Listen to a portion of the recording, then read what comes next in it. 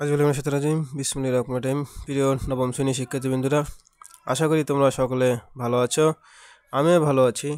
এখন আমি আলোচনা করব তোমাদের নবম শ্রেণীর পঞ্চম সপ্তাহের অ্যাসাইনমেন্টের সম্পর্কে। আমরা এখন আলোচনা করব বাংলা অ্যাসাইনমেন্ট। তোমরা অলরেডি চতুর্থ সপ্তাহের অ্যাসাইনমেন্টগুলো পেয়ে গেছো।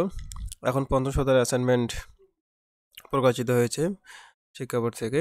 তো চলো আমরা প্রথমে প্রশ্নটা দেখে নিই।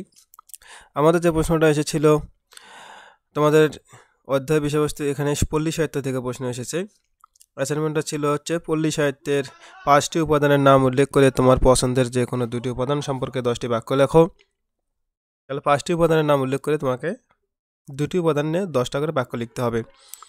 চলো আমরা উত্তর দেখি। আমাদের দেখো পল্লী সাহিত্যের এখানে আমরা 5টি উপাদান আমরা নাম লিখেছি। দেখো খনার বচন, তারপরে লিখেছি ডাকের বচন, এরপর ভাটিয়ালি গান, এরপর প্রবাদ বাক্য এবং রাখালি গান। এই 5টা আমরা লিখেছি শিক্ষার্থী বন্ধুরা। এখন আমরা এই 5টার মধ্যে যে কোনো 2টার আমরা 10টা করে বাক্য লিখতে হবে। তুমি যে কোনো 2টা লিখতে পারো। আমি 2টা লিখেছি, তুমি চাইলে সেই 2টা পছন্দ না হলে অন্য যে কোনো 2টা লিখতে পারো। চলো আমরা একটু দেখি। আমি প্রথমে লিখেছি খনার বচন সম্পর্কে আমরা লিখেছি। তাহলে আমাদের প্রশ্নটা এখানে যে কোনো 2টা উপাদান সম্পর্কে 10 লাইন করে লিখতে হবে, 10টা বাক্য। তাহলে আমি খনার বচন সম্পর্কে লিখেছি 10টা বাক্য। দেখো, খনার বচন মূলত কৃষি তত্ত্বভিত্তিক ছড়া। এরপরে আনুমানিক 8ম থেকে 1200 শতাব্দীর মধ্যে এটি রচিত হয়েছে।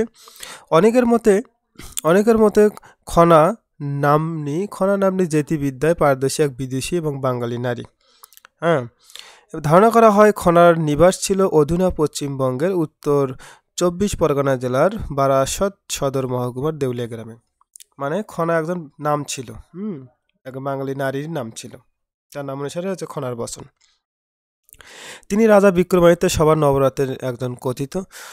বরাহমিহির বা বরুচি এর পুত্র মিহির তার স্বামী ছিল বলেও ধারণা করা হয়। খনার বচনগুলো 4 ভাগে বিভক্ত: কৃষিকাজের প্রথা ও কুসংস্কার, কৃষিকাজে ফলিত ও যদি বিজ্ঞান, আবহাওয়া জ্ঞান, শস্যের যত্ন সম্পর্কিত উপদেশ, এইগুলো খনার রচনার ছিনি। খনা সম্পর্কে বাংলা উড়িষ্যা ভাষায় কিংবদন্তি আছে। এবার উদাহরণ একটা দেওয়া হচ্ছে: সময়ে না দেয় চাষ তার দুঃখ 12 মাস। সময়ে না দেয় চাষ তার দুঃখ কি 12 মাস। তাহলে এই হলো ঘটনা আমাদের খনার বচন। তো শিক্ষার্থী বন্ধুরা, আশা করি তোমরা বুঝতে পেরেছ। এবার আমাদের আর একটা বিষয়ের 10টা লাইন লিখতে হবে। সেটা আমরা লিখেছি ভাটিয়ালি গান। ভাটিয়ালি গান সম্পর্কে 10টা লাইন লিখেছি। এখানে লিখেছি ভাটিয়ালি এক ধারার লোকগীতি। মাঝি মোল্লাদের গান থেকে ভাটিয়ালি সুরের উৎপত্তি।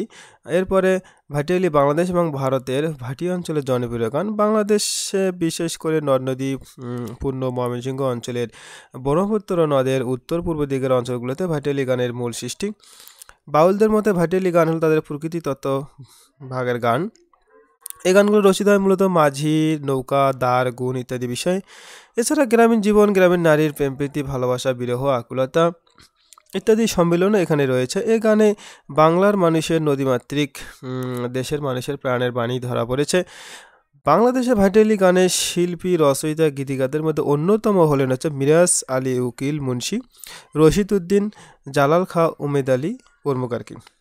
এরপর শেষে যেটা লিখেছি, ভাটিয়ালি সঙ্গীত বিভিন্ন ধরনের হয়ে থাকে। তো আমরা 10টা লাইন লিখতে বলেছি শিক্ষার্থী বন্ধুরা। 10টা লাইন লেখা আছে। তুমি চাইলে এখানে এই 10টায় সরাসরি লিখতে পারো বা তোমার পছন্দ মতো যে কোনো একটা লাইন এখানে অ্যাড করতে পারো। যারা তখন আমার সঙ্গে ছিল সবাইকে ধন্যবাদ জানাচ্ছি। সেই সাথে যদি তোমরা আমার চ্যানেলটি সাবস্ক্রাইব করে থাকো তাহলে তোমাকে অবশ্যই ধন্যবাদ জানাচ্ছি, এবং যদি সাবস্ক্রাইব করে না থাকো তাহলে অবশ্যই চ্যানেলটি সাবস্ক্রাইব করে নেবে। তো সেই প্রত্যাশা রেখে শেষ করছি। খোদা হাফেজ।